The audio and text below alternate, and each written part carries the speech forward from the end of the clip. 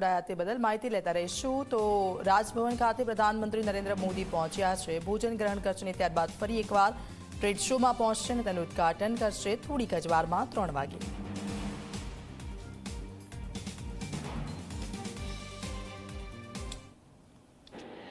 ભારતની સૌથી મોટી ગ્લોબલ ટ્રેડ સમિટ જ્યારે યોજાઈ રહી છે ત્યારે અહીં અલગ અલગ થીમ તૈયાર કરવામાં આવી છે, જેમાં સૌથી મહત્વની 2 થીમ છે અને તેમાંથી એક છે મેક ઇન ગુજરાત અને આત્મનિર્ભર ભારત। આત્મનિર્ભર ભારતની એક સૌથી મોટી નિશાની આપણે યાદ હશે કે રક્ષા ક્ષેત્રે પણ દેશ પ્રગતિ કરે અને તે પોતે જ આ ઇક્વિપમેન્ટ્સ તૈયાર કરે તેવું સપનું પ્રધાનમંત્રી નરેન્દ્ર મોદીનું હતું અને એનું જ આ ઉત્તમ ઉદાહરણ છે। આપ જોઈ રહ્યા છો C-295 મિલિટરી ટ્રાન્સપોર્ટ એરક્રાફ્ટ।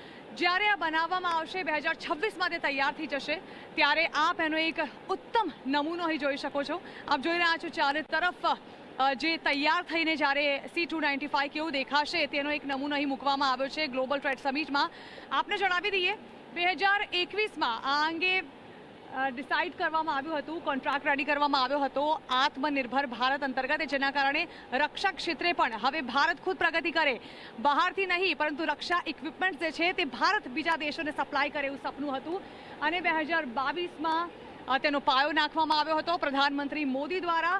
અત્યારે 2024ની વાત કરવામાં આવે તો અત્યારે આ પ્રોજેક્ટ વડોદરામાં ચાલી રહ્યો છે અને આ પ્રોજેક્ટ કંઈક આ પ્રમાણે ચાલી રહ્યો છે। અત્યારે તેનું કામ ખૂબ જ ઇનિશિયલ લેવલે છે। 2024માં જેનો વડોદરામાં પ્લાન્ટ સ્થાપવામાં આવ્યો છે ત્યાં આ રીતે અત્યારે એનું કામકાજ કરવામાં આવી રહ્યું છે અને ક્યારે તૈયાર થશે આ તો 2026માં રક્ષા ક્ષેત્રે સૌથી મોટી એક સિદ્ધિ હાંસલ કરશે ભારત અને 2026માં આપણું C-295 જે છે તે તૈયાર થઈ જશે। એટલે રક્ષા મંત્રાલય પણ તેની ઉત્સુકતાથી રાહ જોઈ રહ્યું છે। કેમેરામેન ઉમેશ પરમાર સાથે ઝરણા સોની, ઝી મીડિયા। તો ટ્રેડ શોના દ્રશ્યો મેં આપને બતાવ્યા, અલગ અલગ થીમ પર જે મોટા સ્ટોલ છે તે ઊભા કરવામાં આવ્યા છે। તેની શરૂઆત પ્રધાનમંત્રી કરશે થોડીક જ વારમાં 3 વાગે ત્યાં પહોંચવાના છે ત્યારે અલગ અલગ થીમ છે ત્યાં રાખવામાં આવી છે અને આપ જુઓ કે તૈયારીઓ કરી દેવામાં આવી છે। 3 વાગે પ્રધાનમંત્રી નરેન્દ્ર મોદી ત્યાં પહોંચશે।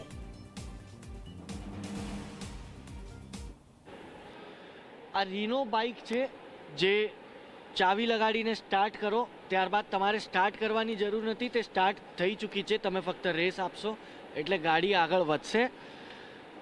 ઇલેક્ટ્રિક વ્હીકલ છે જે 30 કિલોમીટરની સ્પીડ પર અગર ચલાવશો તો 120ની એવરેજ આપશે, એટલે એકવાર ચાર્જ કરવા પર 120 કિલોમીટર આ જે છે તે ચાલી શકે છે।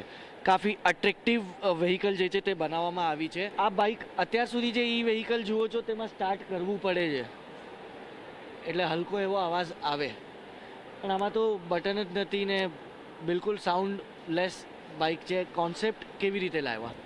સો આ ઇલેક્ટ્રિક ટુ વ્હીલર છે। જનરલી ઇલેક્ટ્રિક ટુ વ્હીલરમાં અવાજ નથી આવતો પેટ્રોલ સ્કૂટર્સની જેમ, ચાવી સ્ટાર્ટ કરીએ એટલે વ્હીકલ ચાલવા લાગે। આનો કોન્સેપ્ટ બેઝિકલી આવેલો છે જે ફ્લીટ ઓપરેટર્સ હોય, જેમ કે આપણે ગોવા જઈએ તો ટુ વ્હીલર આપણે રેન્ટ કરતા હોઈએ, બરાબર છે, એની સિવાય બીજા ઘણા બધા કમર્શિયલ એપ્લિકેશન કે જેમાં આપણે વ્હીકલ મજબૂત પણ જોઈએ છે, રિલાયબલ પણ જોઈએ છે, સાથે સાથે આપણને વ્હીકલ જોવામાં તે સારો છે, અલગ જોઈએ છે, ચલાવવાનો કંઈક અલગ એક્સપિરિયન્સ જોઈએ છે, તો એવા વ્હીકલ માર્કેટમાં નથી।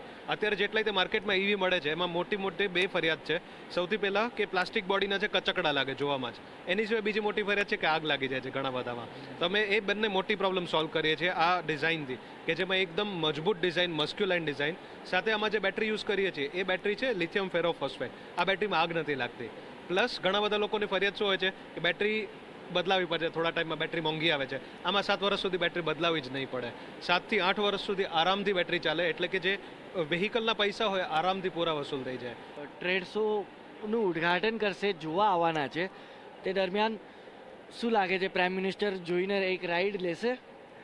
ચોક્કસ લઈ શકે છે। એમને ડિઝાઇન જ એવી છે કે કોઈને પણ ગમી જાય। અમે ટ્રાય કરશું જો પ્રાઇમ મિનિસ્ટરને વ્હીકલ ગમે, પ્લસ અમે ટ્રાય કરીએ છીએ ગવર્મેન્ટની ઘણી બધી જગ્યાએ આ વ્હીકલ અમે યુટિલાઇઝ કરી શકીએ, જેમ કે પોલીસના પેટ્રોલિંગમાં અથવા તો બીજી ઘણી બધી જગ્યાએ કે જે ઇલેક્ટ્રિક ટુ વ્હીલરની જરૂર છે એ દરેક જગ્યાએ અમે ગવર્મેન્ટમાં પણ ફ્યુચરમાં પ્લાન કરશું। મેક્સિમમ સ્પીડ આની 60 થી 65 ની છે। અમારા પાસે 2 મોડલ છે, એકની 55 છે, બીજાની 65 છે। કોઈ પણ લઈ શકશે। બેઝિકલી આ વ્હીકલ મલ્ટીપર્પઝ વ્હીકલ છે, એટલે કે રેતીમાં પણ ચાલશે, ગારામાં પણ ચાલશે, જાડા ટાયરને લીધે ફસાશે નહીં, ભીના રસ્તામાં પડવાની બીક નહીં લાગે, બહુ જ વધારે સ્ટેબિલિટી ફીલ થશે, આગળ વધારે સ્પેસ છે। તો અમારું જે લાઇટ મોડલ છે એ 95,000નું જ છે।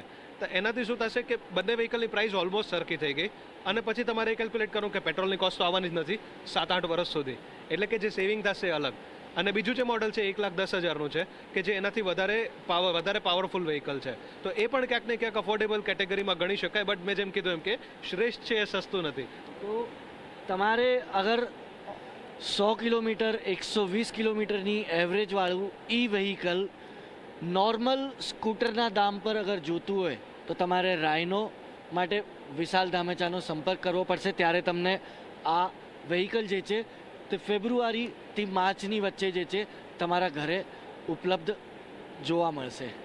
ગાંધીનગરથી કેમેરા પર્સન વિશાલ સાથે તેનુટલાની ઝી મીડિયા. તો રૂકાશે એક બ્રેક માટે આપ જોતા રહો ઝી 24 કલાક.